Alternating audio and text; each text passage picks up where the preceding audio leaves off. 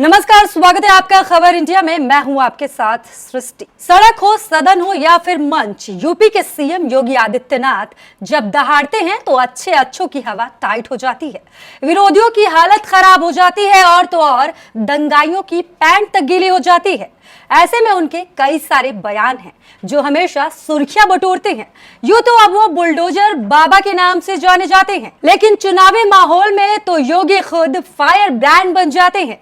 अब फिर से चुनावी दौर चल रहा है। ऐसे में चलिए आज हम आपको योगी के उन बयानों के बारे में बताते हैं जिसने ना सिर्फ विरोधियों की नींद गायब की, बल्कि हमेशा के लिए इतिहास के पन्नों में दर्ज हो गई। योगी के इन बयानों ने ना सिर्फ सोशल मीडिया पर बल्कि विरोधियों के बीच तक खलबली मचा दी।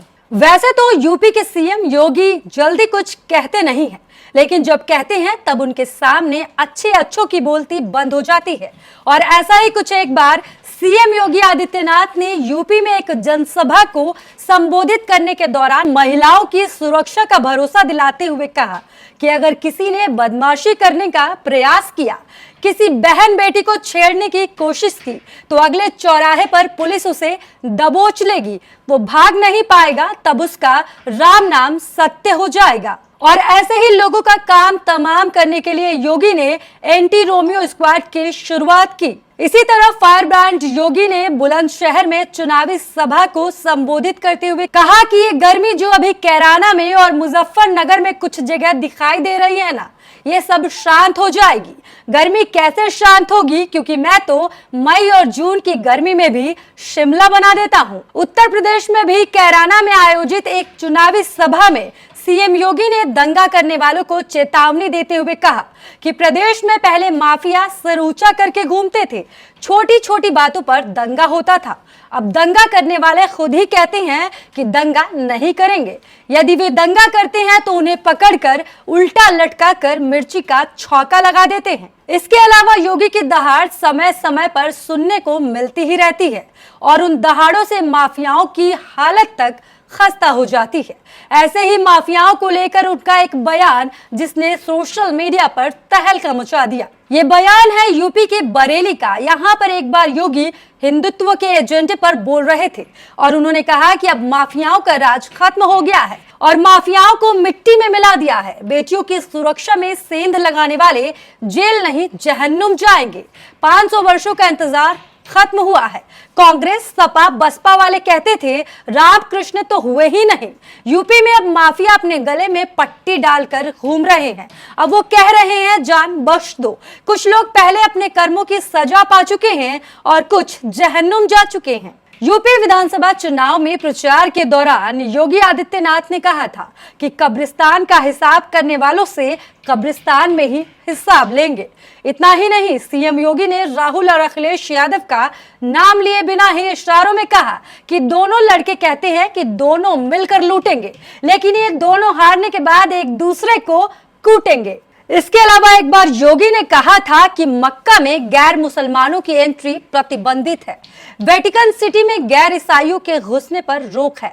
ऐसे में भारत में भी गैर हिंदुओं के प्रवेश को रोका जाना चाहिए। फायर ब्रांड योगी ने योग पर भी बयान दिया है और उन्होंने साफ तौर पर कहा है कि जो लोग योग का विरोध कर रहे हैं उन्हें भारत छोड़ देना चाहिए और जो सूर्य नमस्कार को नहीं मानते उन्हें समुद्र में डूब जाना चाहिए।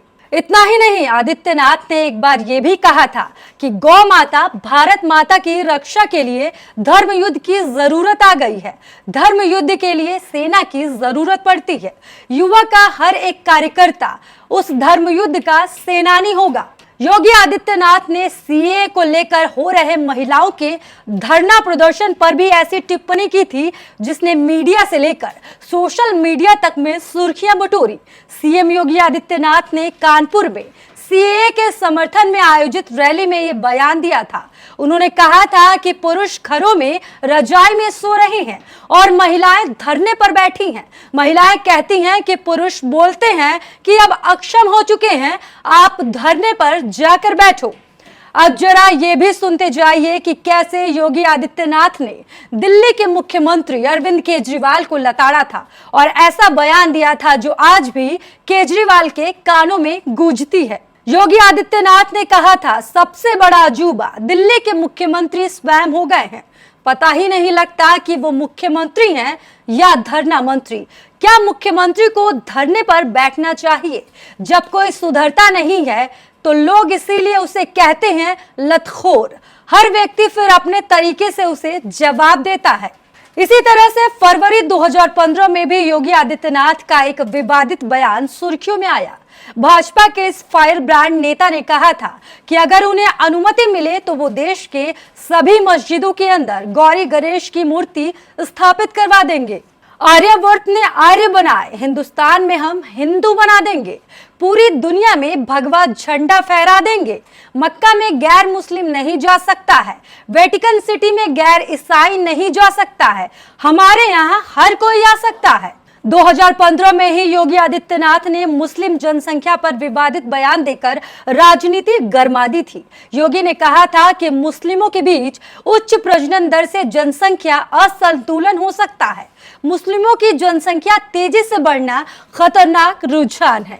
यह एक चिंता का विषय है। इस पर केंद्र सरकार को कदम उठाते हुए मुसलमानों की आबादी को कम करने की कोशिश करनी चाहिए। मुख्यमंत्री बनने के बाद योगी आदित्यनाथ ने विधानसभा में बयान दिया था, मैं हिंदू हूँ, ईद नहीं मनाता और इसका गर्व है। लोकसभा उपचुनाव में समाजवादी पार्टी और बसपा के एक साथ आने पर गोरखपुर में जनसभा के दौरान मुख्यमंत्री योगी आदित्यनाथ ने कहा कि जैसे कोई तूफान आता है तो सांप और छछूंदर एक साथ मिलकर खड़े हो जाते हैं। यही स्थिति बसपा और सपा की है। आपको बता दें कि योगी के इन बयानों के बाद न सिर्फ वो देश में बल्कि विदेशों में भी छा गए और अब विदेश में भी योगी जैसे सीएम की डिमांड होती है। लेकिन शायद इन विदेशियों को नहीं पता कि योगी भारत और हिंदुत्व के रंग में रंगे हैं और वो हमारे देश में ही रहेंगे और देश में रह के दंगाइयों और माफियाओं का खात्मा करेंगे और भारत का डंका दुनिया में बजवाएंगे। फिलहाल के लिए हमारे इस रिपोर्ट में सिर्फ इतना ही। बाकी देश दुनिया की तमाम बड़ी खबरों के लिए देखते रहिए खबर इंडिया। हमें दीजिए इजाजत।